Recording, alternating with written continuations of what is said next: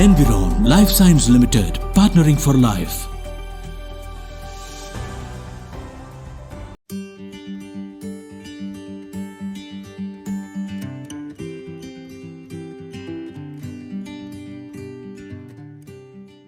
I'm Dr. Sonia, a gynecologist practicing in the city of Surat.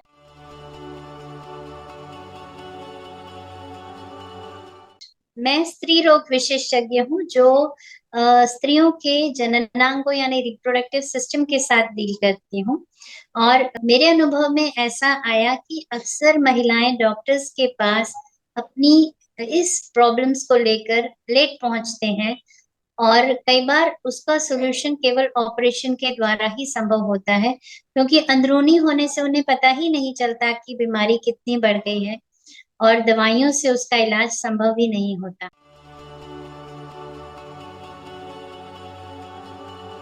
बहुत ही बढ़िया सवाल है कि हिस्टेक्टमी कितने प्रकार की होती है। तो निकालना तो हमें यूट्रस ही है। हिस्टेक्टमी यानी हिस्टेक्टोमी यानी हिस्ट्रोस, यूट्रस को शरीर से बाहर निकालना। तो यूट्रस के साथ फैलोपियन ट्यूब्स होते हैं, ओवरीज होते हैं, वजाइना होता है, सर्विक्स होता है।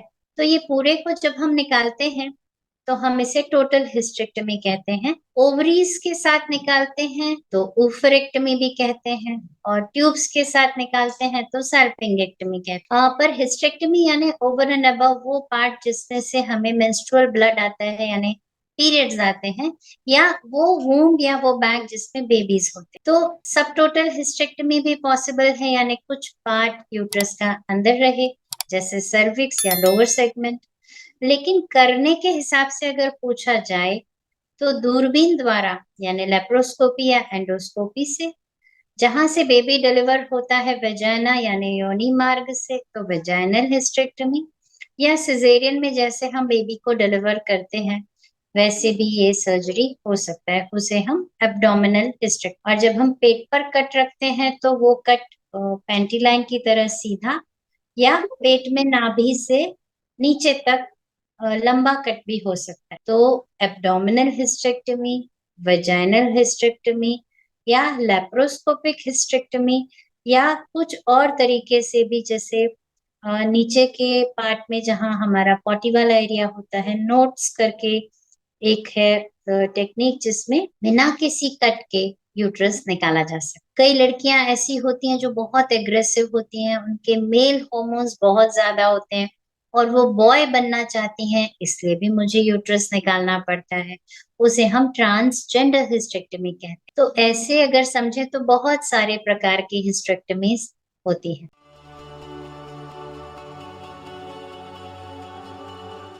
कोई भी सर्जरी, और स्पेशली ये जो सेंसिटिव पार्ट है यूट्रस की सर्जरी कराने के पहले हमारी तैयारी कितनी अच्छी है, यानी pre op reports, pre op tests, आपका मेंटल स्टेटस उस सर्जरी को एक्सेप्ट करने के लिए कैसा है, because pain is an individual phenomena. अभी जो सर्जरीज हम लोग करते हैं, हम लोग डे केयर में आपको डिस्चार्ज कर देते हैं और एब्सोल्युटली पेन फ्री मेथड से ये होता है। कुछ केसेस में जरूर अगर यूट्रस का साइज काफी ज्यादा बड़ा है, जैसे केजीज में है या कैंसर सर्जरी है या कोई तरह के कॉम्प्लिकेशंस हैं, उन केसेस में जरूर थोड़ा बहुत पेन होता है। लेकिन यूजुअली सर्जरी के बाद पेशेंट खुद अपने आप शिफ्टिंग टेबल पर आ जाते हैं। जब हम रूम में जाते हैं कुछ घंटे बाद वो लिक्विड्स वगैरह लेकर खुद यूरिन पास करने भी जाते हैं। तो ओवर एंड अबव आजकल की टेक्नोलॉजी के साथ ये पेनलेस प्रोसीजर है, ब्लडलेस प्रोसीजर है, और एंडोस्कोपी या वेजाइनल सर्जरीज करें तो स्टिचलेस प्रोसीजर है। लेकिन अगर लेडीज स्ट्रेसफुल हैं या एंग्शियस हैं तो वो पेन थोड़ा ज़्यादा फ़ील कर सकते हैं और उसके लिए बहुत ही अच्छे पेन किलर्स अवेलेबल हैं जो एब्सोल्युटली सेफ और इफ़ेक्टिव हैं। I find this one of the most wonderful surgeries जिसमें हम बीमारी को बहुत ही बेहतरीन तरीके से निकाल कर आपको एकदम स्ट्रॉन्ग और हेल्दी बना देते हैं और पेन फ्री लाइफ़ जीने के लिए मदद कर सकते हैं।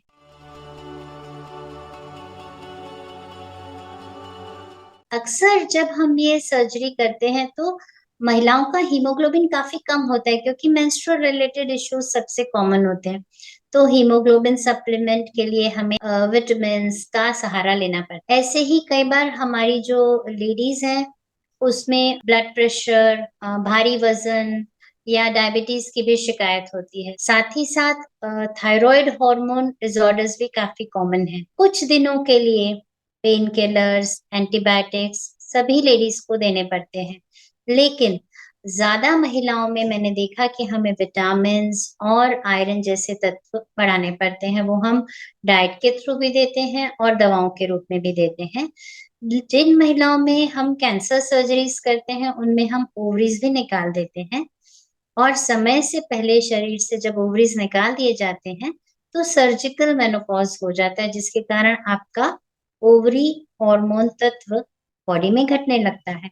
इन महिलाओं को हार्मोन रिप्लेसमेंट थेरेपी की ज़रूरत पड़ सकती है, लेकिन ये सभी तरह के सप्लीमेंट्स जब आप डॉक्टरी सलाह से लेते हैं, तो एब्सोल्युटली सेफ होते हैं। अपनी डॉक्टरी सलाह से आप calcium, iron, magnesium, proteins and hormones अपनी लॉन्ग लाइफ और फिटनेस के लिए ज़रूर चालू रखें।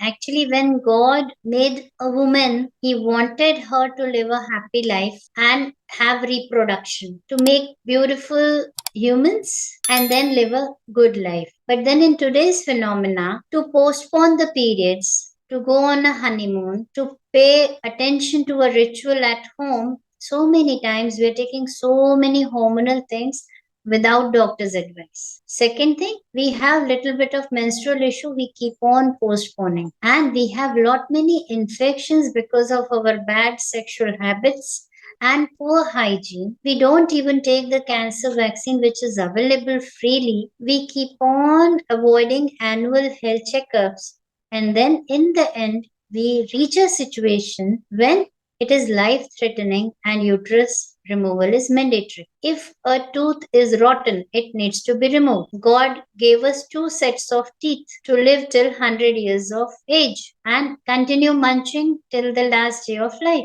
But then sometimes we have to do that. Similarly, orthopedic surgeries, a bone is broken, you have to go for a knee replacement. So similarly, uterus, when doesn't menstruate or doesn't produce babies, and is so diseased needs to be removed. But a normal female coming to me, doc, remove my uterus, I don't want periods, I will never do that. It is benefit versus risk. In all the departments, we remove appendix, we remove gallbladder, we have to do a kidney transplant, so we remove a kidney also. So as a female, if you're having long-term illness, it is affecting quality of life, you should decide. A good lifestyle, you will never land up in a history. But a bad lifestyle and not following proper medical care, you should choose a gynec and she should be your doctor family and she would be responsible because the moment you lose the uterus, you're not her patient then. She will take care that you are fit and fine even in 80s.